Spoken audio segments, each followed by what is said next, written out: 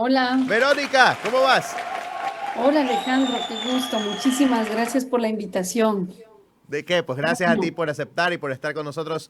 Yo tuve el gusto de conocerte justamente antes del cierre de campaña. Estuvimos acá en Himno Nacional, así haciendo barra y... muy bueno, me recuerdo, muy lindo programa. Ahí Sí, lo, sí, lo sí. movimos, lo movimos mucho. Gracias. Muy bien, vamos a conversar de algunas cositas. Estábamos ahorita hablando de la locura que salió a decir Diana Jacome de que le hacen bullying al bebé por estar dibujando mientras se fiscalizaba Progen. Y de esas cosas tenemos un montón, ¿no? Porque yo decía, ¿y quién se pone en los zapatos de nosotros, los ecuatorianos, que la estamos pasando mal, con tanta Sí, inseguridad y tantas cosas? Y pareciera ser que eso es lo de menos, ¿no?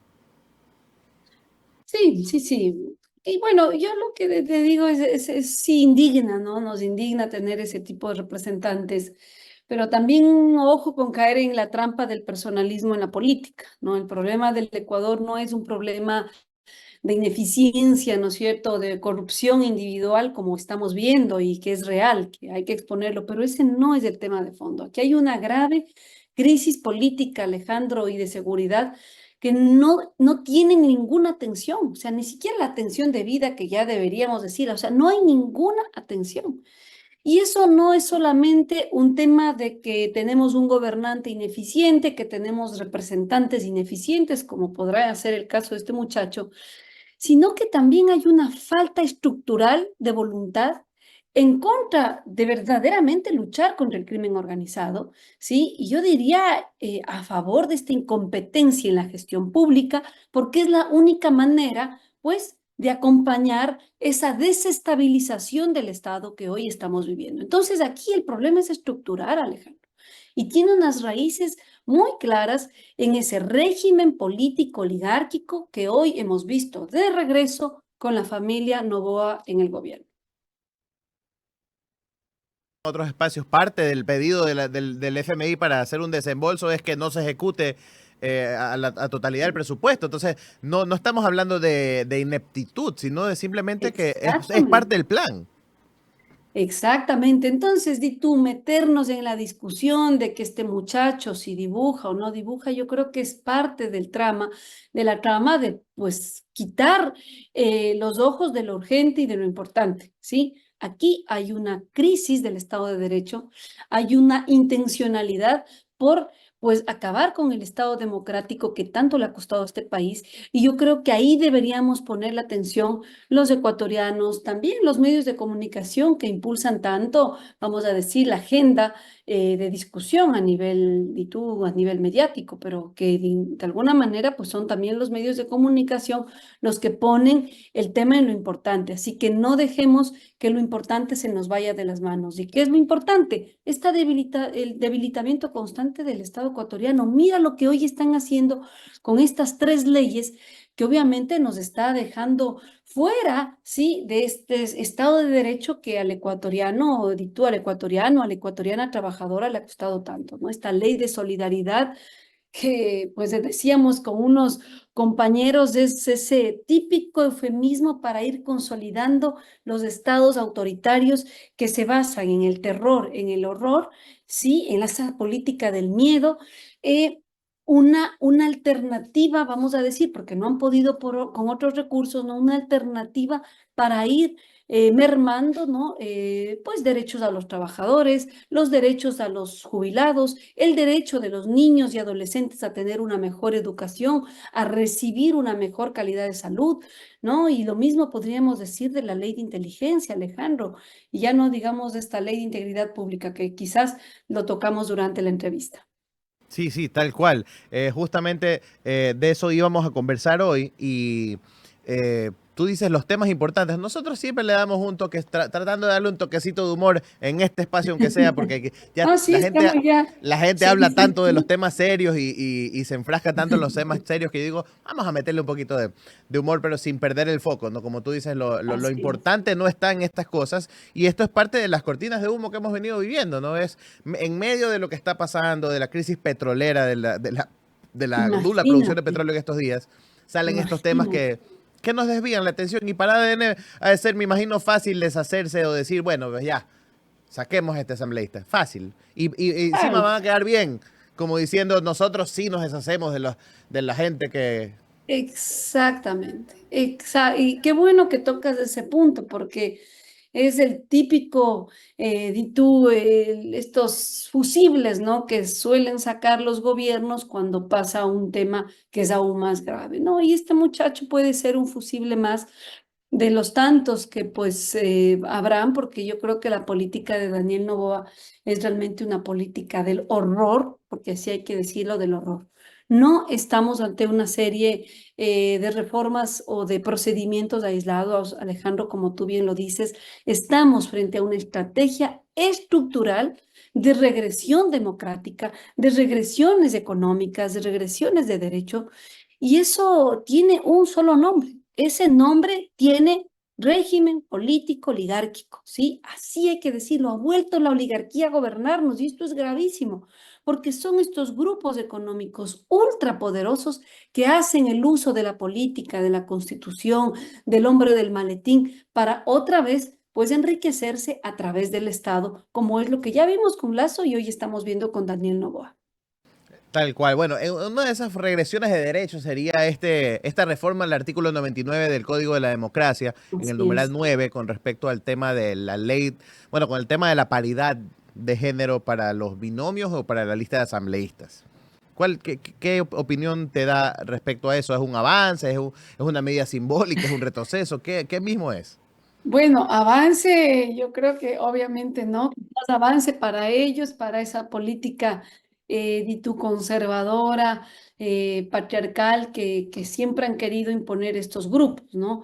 Y yo te digo con absoluta indignación, hemos estado denunciando por varios espacios esta violación, ¿no? Al artículo 99 del Código de la Democracia, como bien señalas, que no fue una cosa casuística. O sea, este proceso tiene 28 años de lucha, sí, más allá de los años que cientos de mujeres en este país han hecho esfuerzos incluso con su propia vida para darnos ese espacio a las mujeres, ¿no? Recordemos a Matilde Hidalgo, por ejemplo, todo el esfuerzo que hizo para que podamos ir a votar las mujeres. Esto no fue una cosa de que, un gobierno lo decidió, no.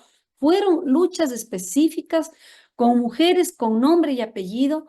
Y te digo, esta ley sobre la paridad tiene 28 años de lucha, 28, ¿sí? Y hoy, pues, no sé, no sé ni cómo explicarla, pero yo diría, con el beneplácito del gobierno, se emociona esta ley. Lamentablemente creo que el asambleísta que lo ha hecho ni siquiera comprende bien qué es lo que está mocionando y pues está proponiendo quizás una de las reformas más misóginas, ambiguas, porque ni siquiera ellos lo entienden bien, no la explican bien, y que obviamente tiene todo, ¿no? Todo el árbitro inconstitucional. Así que yo creería que ante esto, pues es urgente que la Corte Constitucional, pues en unidad de voz con otros grupos políticos organizados, con grupos de mujeres que ya lo están haciendo, se pueda, pues obviamente, vetar esta regresión, ¿no? Tan ridícula, diría yo. Obviamente, como tú bien lo dices, es un intento por recentralizar el poder en pocas manos, en manos masculinas, e incluso una persona como yo, y tú que quizás no habría tenido la oportunidad de salir a la luz política, no lo habrían hecho tantas mujeres, que en estas últimas elecciones demostramos inteligencia, demostramos una capacidad de liderazgo, demostramos tener un plan para nuestro país. Y que quizás sin este tipo de leyes, Alejandro, jamás habríamos estado en esos binomios presidenciales. Entonces, yo sí creo que la paridad no es una concesión, esto es una deuda histórica, es una obligación de cualquier Estado de Derecho, de cualquier Estado que se diga democrático, y obviamente es un indicador clave de decir que estamos hacia adelante, ¿no es cierto?, hacia el progreso que este gobierno tanto ha mencionado, y no hacia el obscurantismo que le caracterizó al país del siglo XIX, incluso del siglo XX, estimado Alejandro. Que justamente Pablito Naranjo, que está en el chat, dice, qué coherente que es Vero Silva, sin la paridad de género no la tomarían en cuenta, eso es una tragedia. Así es, así es. No, muchas gracias, colegas, amigos, amigas, porque es así, es lo que tenemos que empezar a hacer, empezar a pronunciarnos y a dar cuenta por qué este tipo de regresiones, ojo, no solo se están dando en el Ecuador. Hay que conectarla con toda una ola conservadora internacional que busca debilitar estos derechos conquistados, estos avances de la sociedad, porque de alguna forma es lo que mantiene a una sociedad mucho más ignorante, vamos a decir, mucho más alejada de los temas políticos que ocurren. Veamos lo que está pasando en Estados Unidos, por ejemplo, ¿sí? Donde también se han echado atrás, ¿no es cierto?, derechos importantes, por ejemplo, contra las minorías sexuales. Acaba de pasar igual en Argentina, ¿no? Con el presidente Javier Milei, discursos totalmente en contra de las mujeres, aupando estas propuestas antifeministas, o la señora Giorgia Meloni de Italia, que van en la misma línea de ese conservadurismo, que lo que está haciendo es reciclar ese viejo modelo oligárquico que, ojo, en el Ecuador les habíamos dicho hasta aquí. Por ese tipo de prácticas, gobiernos como el de Yamil Maguad, ¿sí? Como el de Guillermo Lasso, o como otros tantos gobiernos, incluso el de Lenín Moreno, pues vieron prácticamente coartadas sus posibilidades de hacer un gobierno mucho más, por lo menos de un plazo interesante, ¿no? Acordemos Maguad y Lucio Gutiérrez, por ejemplo, tuvieron duras experiencias, tuvieron que sus gobiernos caer, al igual que el de Guillermo Lasso. Entonces, mantener esas políticas en pocas manos, excluyendo a la mayoría como somos del grupo de mujeres, pues sería un retroceso que yo creo que le podría costar muy caro al gobierno de Daniel Noboa. Muy caro, Alejandro. Otra de las consultas que tenía pensada es si en tu participación en el binomio, ¿tuviste qué obstáculos viviste relacionados a este asunto de la paridad de este mundo todavía machista en el que se vive en la política? ¿Hubo algún sesgo de género? ¿Cómo lo viviste? ¿Cómo fue tu experiencia? Bueno, iniciando que no querían mi participación porque aducían que yo era una persona fallecida para el Estado ecuatoriano, ¿no? Te recuerdo mi caso, que creo yo que es de verdad ya de locura.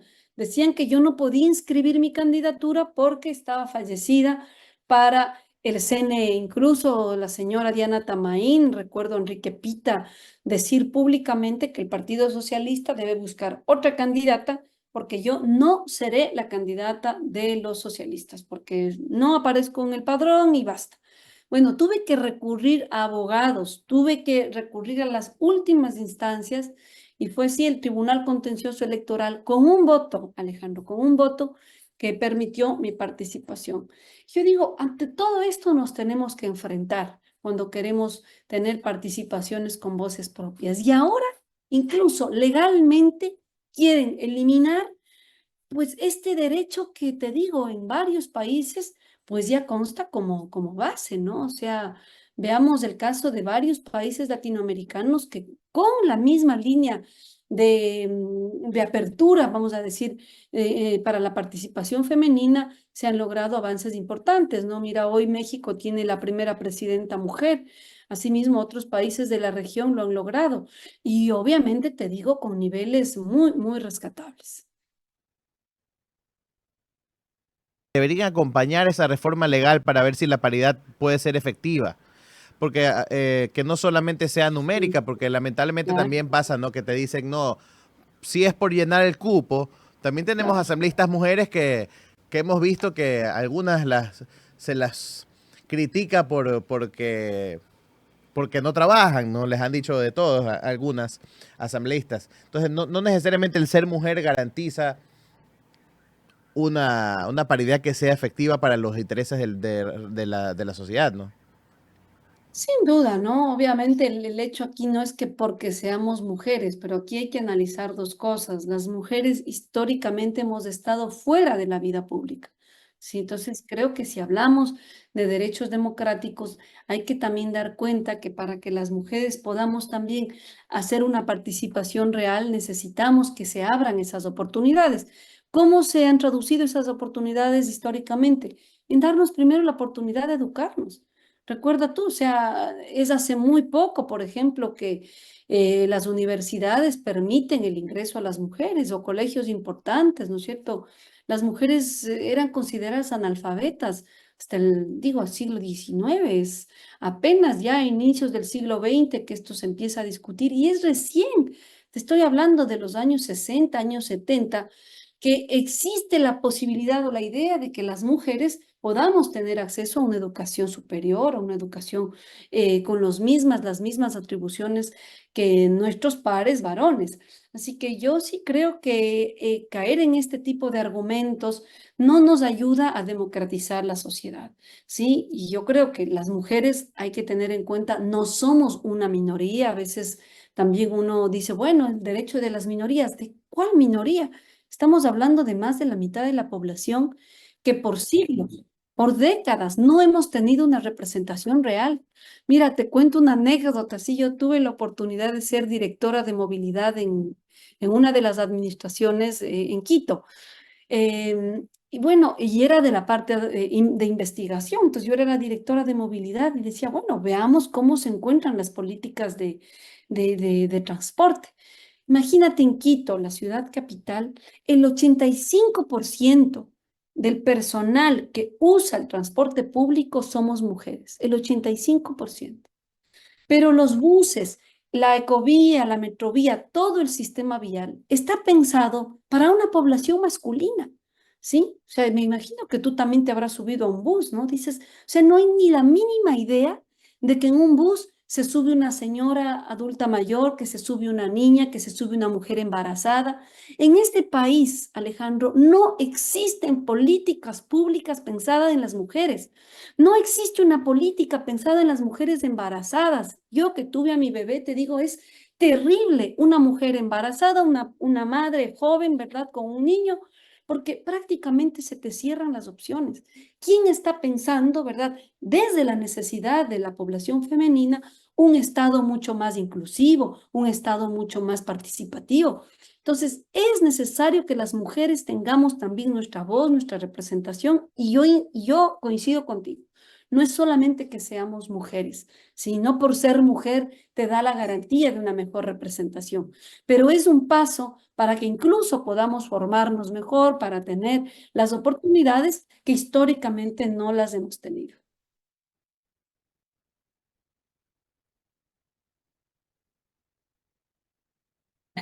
Alcaldesa, alcaldesa en Guayaquil.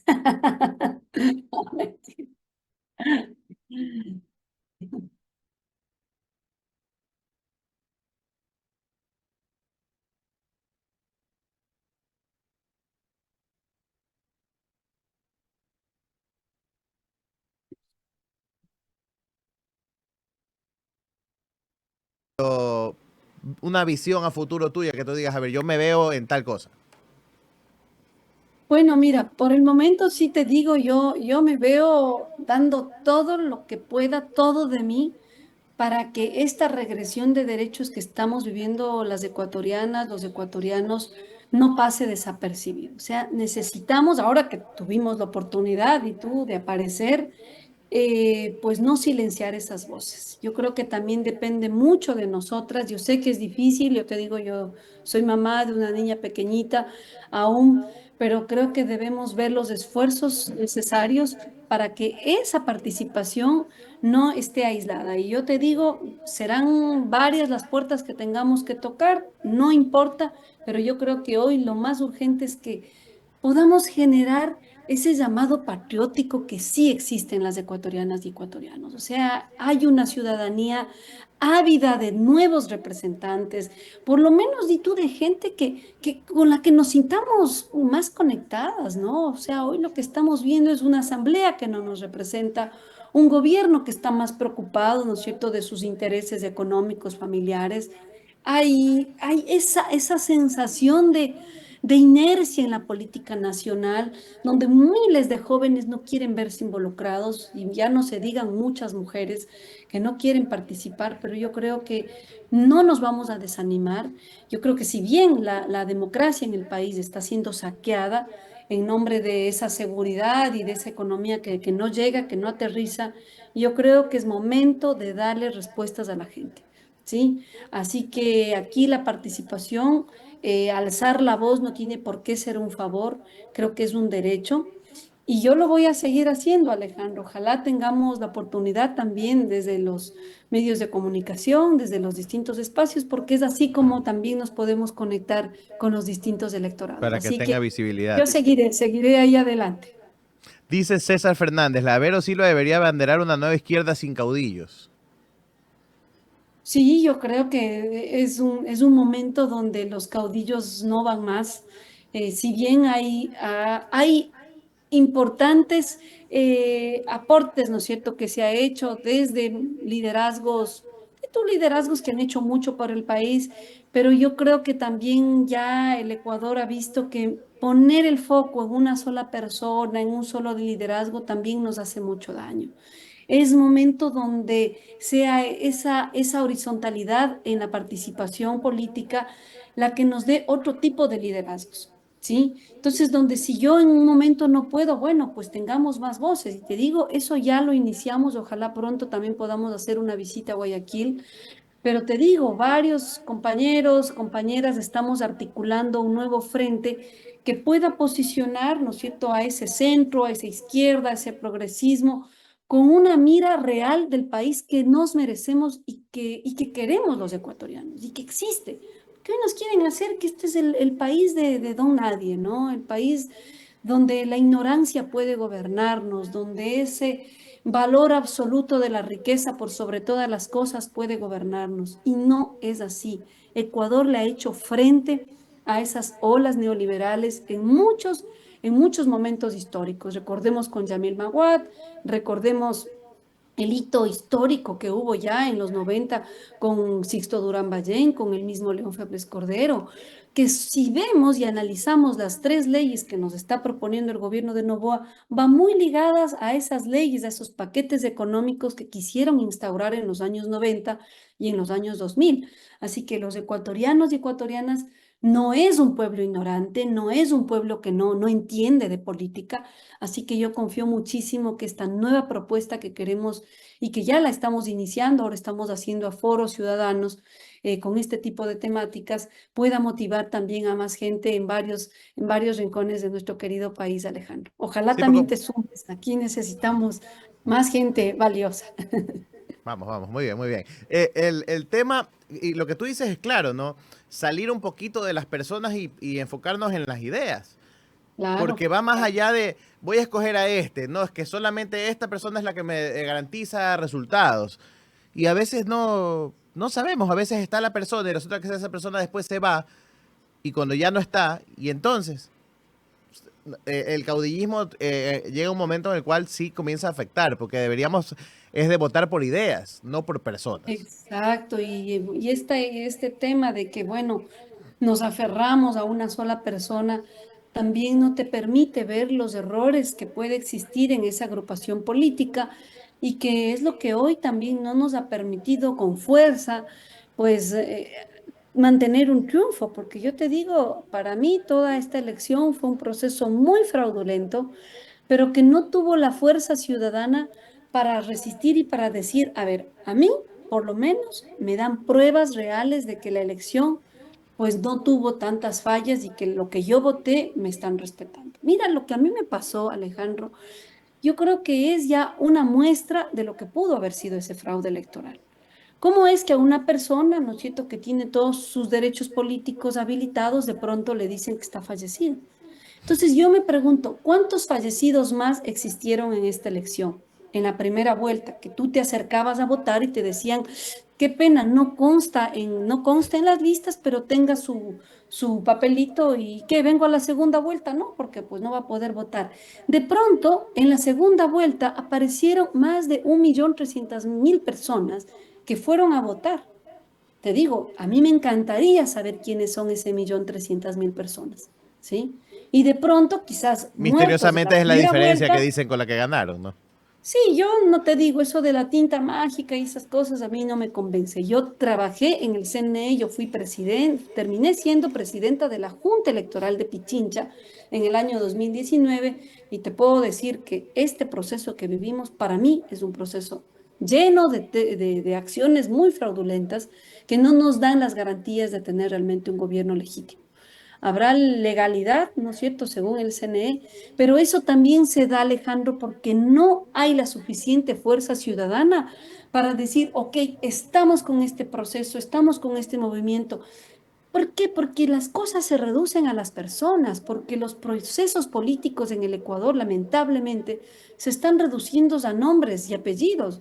O sea, eso no puede ser, esa no puede ser una posición política de tú que le dé posibilidades al país, ¿sí? De unas salidas verdaderas. Así que yo sí creo que desde la izquierda, desde el centro, desde ese progresismo, se debe hacer un esfuerzo muy grande para poder abrir las opciones democráticas y que sean más voces las que revitalicen, ¿sí? Y que también le den ese respiro a la democracia ecuatoriana. Porque si no hacemos eso, vamos a tener personajes como Daniel Noboa que nos gobiernan por azar, o sea, que nos gobiernan porque, pues sí, lamentablemente no nos pudimos organizar lo suficiente. Porque yo estoy segura, Alejandro, te digo, yo hice campaña, yo visité muchas de las provincias de nuestro país, varios cantones, varias ciudades, y te digo, pues que la gente esté con Daniel Noboa, no es cierto, no es real. Quizás habrá una pequeña proporción de la población, ¿verdad?, que está con Noboa, pero esto no es mayoritario.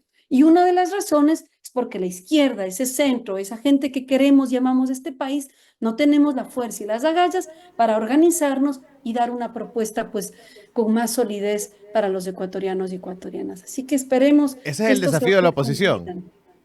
Ese es el desafío de la oposición. Y no el lamento que hoy veo, ¿no es cierto? Y que estamos haciendo coro en algunos foros internacionales, nacionales, de que sí, no, basta de lamentos, aquí nos tenemos que organizar y empezar a decir cuáles son esas vías para recuperar ese Estado de Derecho que están carcomiendo, que lo están acabando todos los días. ¿Cuál es la política económica? Sí, hoy tenemos una canasta básica, Alejandro, que bordea los $800. Por favor, ¿quién? ¿Quién de las miles de familias ecuatorianas puede tener $800 para cubrir la canasta básica? Aquí hay una política de empobrecimiento, pero todos los días, o sea, hay gente en la calle, hay gente en la calle que ha perdido su trabajo, que no puede conseguir ninguna posibilidad laboral y tenemos a miles de jóvenes que ven como única opción salir del país, huir del país o lo que es peor, unirse a estas mafias que están acabando pues con la vida de tantos jóvenes, tantos niños y jóvenes de nuestro país. Así que yo sí creo que esta política de paz que le hemos propuesto al país, que le hemos venido proponiendo al país, debe traducirse en temas concretos. Y uno de esos temas concretos es un tema, obviamente, de seguridad, sin duda, pero una política también de trabajo, de empleo digno. O sea, este país no es Haití con el respeto a los hermanos haitianos. Este país tiene recursos, este país tiene ingresos de remesas de nuestros migrantes, este país tiene ingresos, incluso ahora con la crisis del petróleo que yo sí digo es totalmente pues hasta arbitrario, porque no podríamos tener esas dificultades con los ingresos que tiene, por ejemplo, Petroecuador. Eso se podría haber resuelto de muchas formas, pero te digo, a pesar de esa crisis petrolera, le sigue entrando dinero a este país. Se dice que hay 100.000 millones diarios que circulan en nuestro país. ¿Dónde está esa plata?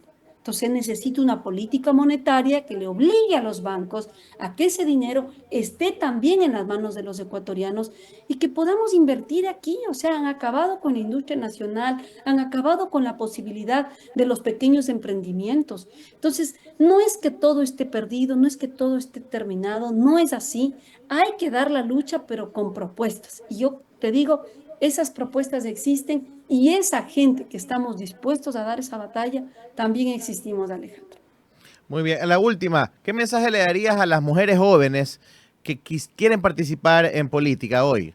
En un contexto que tú sabes, que sabemos y hemos conversado es adverso, es desigual. ¿Qué palabras le dejarías de aliento? Bueno, primero decir que no nos tenemos que desanimar, o sea, yo creo que las mujeres somos las que hemos tenido, ¿no es cierto?, la posibilidad de ser madres, sabemos lo difícil que es ser mamás, pero más aún difícil, por ejemplo, llevar una familia. Pero sabemos que cuando tenemos las posibilidades, lo hacemos bien. Nosotros sabemos de dónde, cómo lo hacemos, pero logramos que pues nuestros hijos puedan tener una vida un poquito más digna, ¿no es cierto?, a pesar de las dificultades que hoy vivimos. Las mujeres somos ese motor económico en todas las sociedades, Alejandro. Y las mujeres que me escuchan saben que así lo es. Así que imagínense que un gobierno, ¿no es cierto?, liderado por mujeres como nosotras, ¿sí? Liderado por mujeres que tienen esa valentía, ese conocimiento y esa posibilidad de darnos, por ejemplo, días mejores, políticas públicas pensadas en nosotras. Hoy yo lo que digo es, mira cuánto dinero se está invirtiendo en esta política guerrerista. Nos han subido el 15%. Esto quiere decir que han encarecido la vida de los sectores populares, de los sectores más pobres. Yo le pregunto al gobierno, ¿dónde está esa plata? Entonces, yo estoy segura que esa misma política, ¿no es cierto?, en manos de mujeres que tenemos una conciencia quizás mucho más global, vamos a decir, mucho más horizontal por las mismas condiciones que vivimos, pues van a ser diferentes. Así que yo les animo, mujeres, con esto no quiero decir que solo por ser mujeres podemos hacer las cosas bien, pero sí por ser mujeres tenemos esa sensibilidad que hoy la política ecuatoriana necesita. Y mucho más, pues si nos dan la oportunidad de educarnos, la oportunidad de tener una participación mucho más abierta. Así que hay que unirnos y hay que tener en cuenta que esto, pues no es solamente una oportunidad, no es exigir una oportunidad, es exigir nuestros derechos que le han costado muchísimo. Yo siempre lo digo, le ha costado incluso la vida a muchas mujeres ecuatorianas. Así que yo diría que como mujeres, como feministas que muchas somos, quisiéramos creer, ¿no es cierto?, que estas reformas que hoy nos quieren eliminar como representación política, solamente pues representan ese pasado, ese obscurantismo. No dejemos que esto ocurra pues y vamos para adelante, porque yo creo que si estamos juntas podremos hacer un Ecuador mucho mejor, Alejandro.